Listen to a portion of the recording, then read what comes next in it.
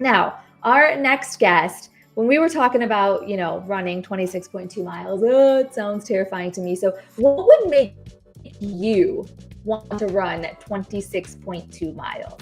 What would ignite that fire within you to make you sign up for not only a marathon, but the Chicago Marathon? And for my next guest, motivation to run some more was very, very easy to find. Irene runs in honor and in memory of her father. Now, David lost his battle with ALS in 2021. I'm here to share her story and give us a sneak peek into what it is like to train for the Chicago Marathon. Please welcome Irene Boldebuck.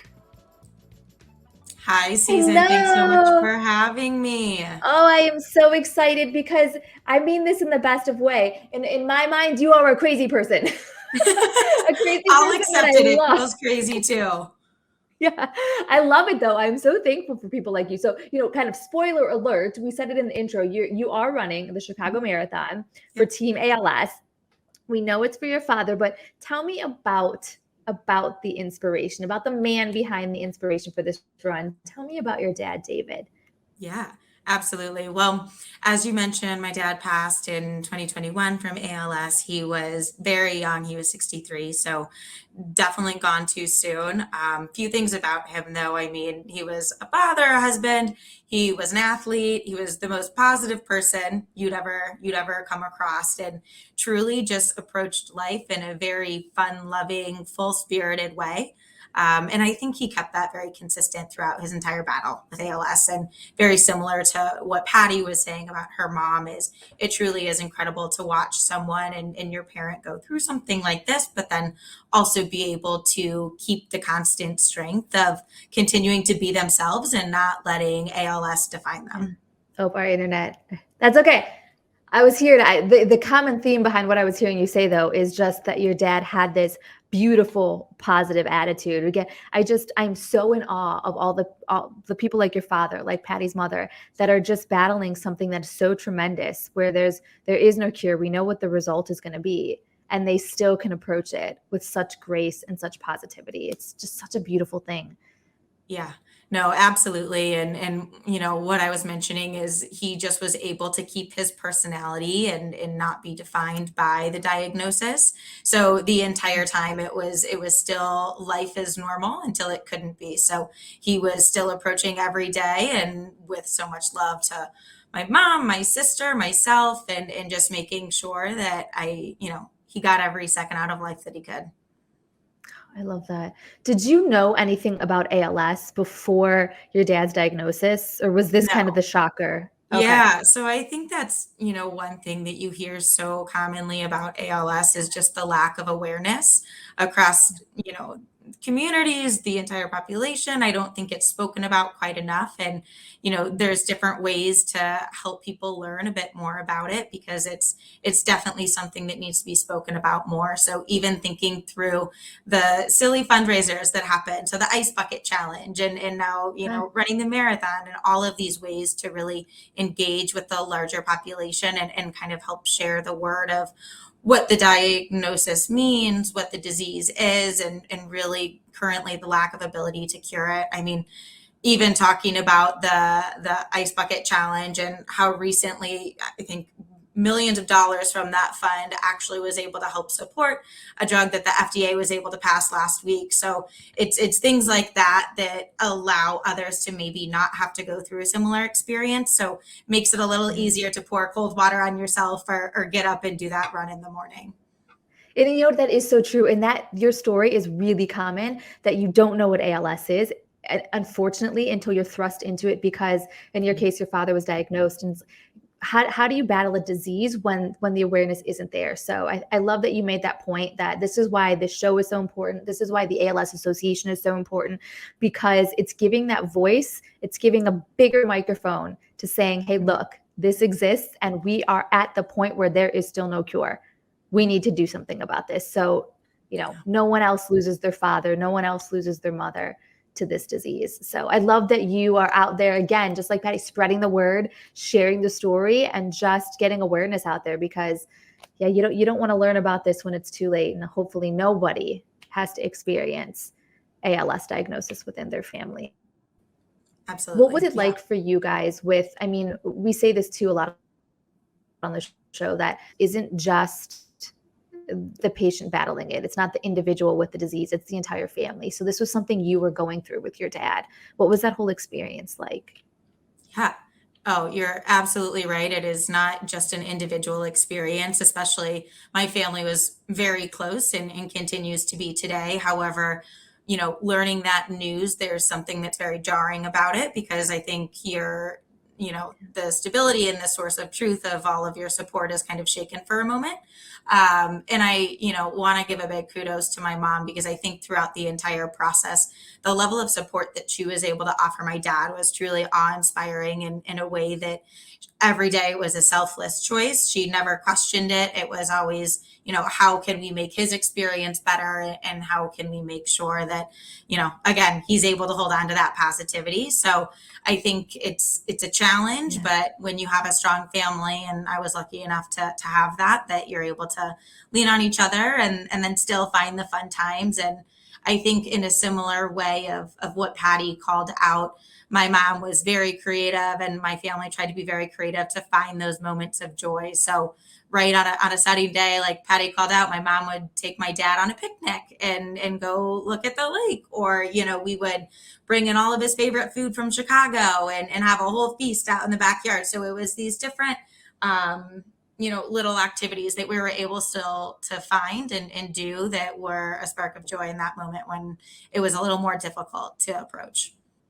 Oh, I'm glad you guys had each other. I'm glad that there was that amazing family connection to just be there to get each other through this stuff. How did you find your way to the ALS Association? Yeah, so after my dad's diagnosis, it just was a lot of time to start to self-educate. As you called out before, the lack of knowledge I had before was quite deep. So it was time to just start to Google and learn what resources were out there and also learn a bit more about ALS as a whole. And I think we started to really engage with the ALS Association and the different resources after my sister was able to find so we're from Lafayette, Indiana, which is right by Purdue University, and there's a large Greek life there. And one of the fraternities, their philanthropy is ALS, and they work very closely with the ALS Association. So it was, a godsend, I think, to have this group of individuals in the community who were there to help with yard work and help with shoveling the snow in the winter and get through all those day-to-day activities so that instead of my mom, my sister, or I having to really focus on that, we were able to focus on my dad instead and really take that quality time with him. So, it was that, and then learning more about the resource for the equipment. And, you need a lot of different things when helping care for someone with ALS. And, I think there's a lot that creates constraints in finding all of these. Is it the right wheelchair? How do we get a ramp? What does the walker look like? I mean, my dad and I were Googling walkers for months trying to figure out which one was the best one. And, he wanted to know which would go fastest, right? So there was his personality in that. But at the end of the day, ALS Association was able to help connect us with the right providers for the equipment that we needed to make sure, again, there was less on our plate and gave us more ability to support my dad. I'm so glad you did find that, because you made that point. You have so many other things on your plate and you want to take advantage of all of those moments with your dad and not waste time having to worry about maybe those things. Let someone else worry about it. So I'm really glad that you made the point that that's exactly what the chapter does. They want to take all of that off your plate so you can have moments with your loved ones. Oh, I like when people chime in like that. You're getting some hearts. You're getting, you're being a team ALS runner. So yeah, let's get to this, because so you came into the ALS family. We say it's the family you never want to be a part of, but once you are, it's just such a beautiful family. So you can support ALS awareness, get the word out there. Why did you pick the Chicago Marathon and Team ALS? Yeah. Well, Oh, all right, we're on. Sorry about that, Irene. No, all good. We can hear you, so go ahead if you want to jump in. Okay, fabulous. No. So my father was an athlete, and he was a diver, and he was quite good at what he did. He tried to teach me. I was not a good diver nor a great swimmer, so we had to figure out maybe something more land based. And growing up in middle school, high school, he was always there to support me through every sport practice that I ever wanted to try. So we went through soccer, softball, everyone, and eventually, once I graduated college and started more my adult side of things, I really fell in love with running, and it became a great outlet for me, just to clear my mind. And I think I rested on that a lot during my dad's diagnosis. And so I thought there was no better way to honor him and, help communicate the just awareness of ALS, and then also work to raise money for ALS as well. And so first marathon, we'll see if I do it again. I'm hoping to, and I think it'll be a great experience this coming Sunday. And just trying to celebrate him all along the way. And it was easy, even on those long Saturday runs, to kind of keep going by, playing our favorite song or what we used to listen to at like softball practice and things like that, just to keep myself grounded in the mission.